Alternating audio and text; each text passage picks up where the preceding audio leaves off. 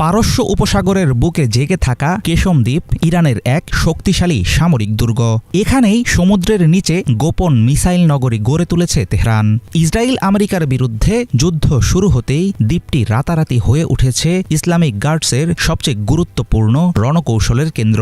মাটির গভীরে থাকা প্রাচীন বিশাল বিশাল লবণের গুহাগুলো এখন আন্ডারগ্রাউন্ড মিসাইল সিটি। আর এখান থেকেই ইরান নিয়ন্ত্রণ করে বিশ্বের গুরুত্বপূর্ণ জ্বালানি সরবরাহের রুট হরমুজ প্রণালী।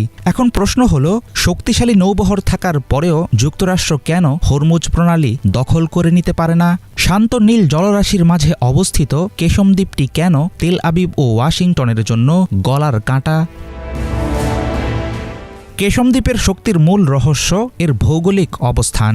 দ্বীপটি দাঁড়িয়ে আছে ঠিক হরমুজ প্রণালীর প্রবেশমুখে। প্রায় 1445 বর্গ কিলোমিটারের দ্বীপটি সমুদ্রের মাঝখানে বোতলের ছিপির মতো কাজ করে। ইরান চাইলে খুব সহজেই এখান থেকেই বিশ্বের জ্বালানি সরবরাহের প্রধান পথ হরমুজ প্রণালী বন্ধ করে দিতে পারে। সাম্প্রতিক যুদ্ধেও সেটিই ঘটেছে। দ্বীপের ভেতর থেকে উপকূলীয় ব্যাটারি এবং দ্রুতগামী অ্যাটাক বোটের মাধ্যমে গোটা প্রণালীকে নিজেদের নিয়ন্ত্রণে রেখেছে। সংকীর্ণ অঞ্চলটি শত্রুর জন্য কঠিন এক মরণ ফাঁদ। তাই এখানে নাক গলানোর দুঃসাহস দেখায়নি আমেরিকা ও তার মিত্ররা।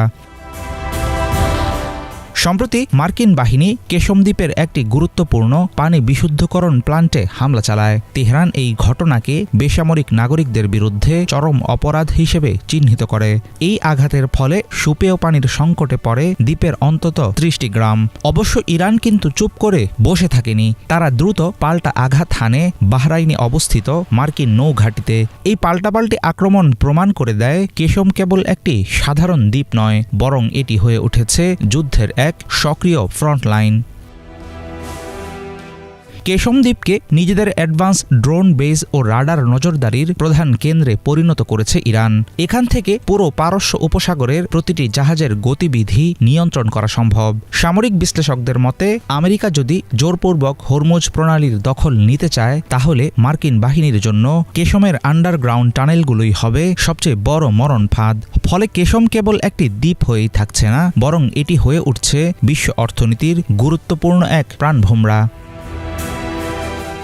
কেশম দ্বীপের রণকৌশলগত গুরুত্ব নতুন কিছু নয়।